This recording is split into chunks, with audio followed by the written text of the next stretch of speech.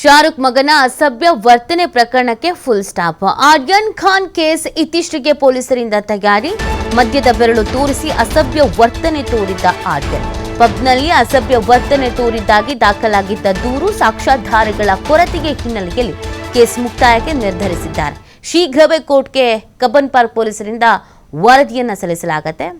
ಆರ್ಯನ್ ಬೆರಳು ಕೇಸ್ ಏನಿತ್ತು, ಇದಕ್ಕೆ ಇತಿಶ್ರೀ ಹಾಡುವ ಲಕ್ಷಣ. ಯಾಕಂದರೆ ಈ ಪ್ರಕರಣ ಎಲ್ರಿಗೂ ಗೊತ್ತಿರ್ಬೋದು. ಶಾರುಖ್ ಖಾನ್ ಮಗನ ವಿರುದ್ಧ ಈ ಪ್ರಕರಣ ದಾಖಲಾಗಿತ್ತು. ಅಸಭ್ಯ ವರ್ತನೆ ಮಾಡಿದ್ರು ಬೆಂಗಳೂರಿಗೆ ಬಂದಂಥ ಸಂದರ್ಭದಲ್ಲಿ, ಪಬ್ಬು ಒಂದರಲ್ಲಿ ಅಂತ.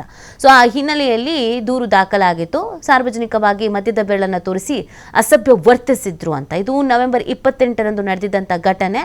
ಇದಕ್ಕೆ ಸಂಬಂಧಪಟ್ಟಂತೆ ಪ್ರಕರಣ ಕೂಡ ದಾಖಲಾಗಿತ್ತು. ದೂರನ್ನು ದಾಖಲಿಸಿದ್ರು, ತನಿಖೆಯನ್ನು ನಡೆಸ್ತಾ ಇದ್ರು ಕಬ್ಬನ್ ಪಾರ್ಕ್ ಪೊಲೀಸರು. ಘಟನೆಯ ಬಗ್ಗೆ ಪಬ್ನ ಅಧಿಕಾರಿ, ಸಿಬ್ಬಂದಿ ಇವರೆಲ್ಲರನ್ನ ವಿಚಾರಣೆಗೆ ಒಳಪಡಿಸಲಾಗಿತ್ತು. ವಿಚಾರಣೆ ವೇಳೆ ಉದ್ದೇಶಪೂರ್ವಕವಾಗಿ ನಡ್ಕೊಂಡಿಲ್ಲ ಅಂತ ಅವರೆಲ್ಲ ಹೇಳಿದ್ದಾರೆ.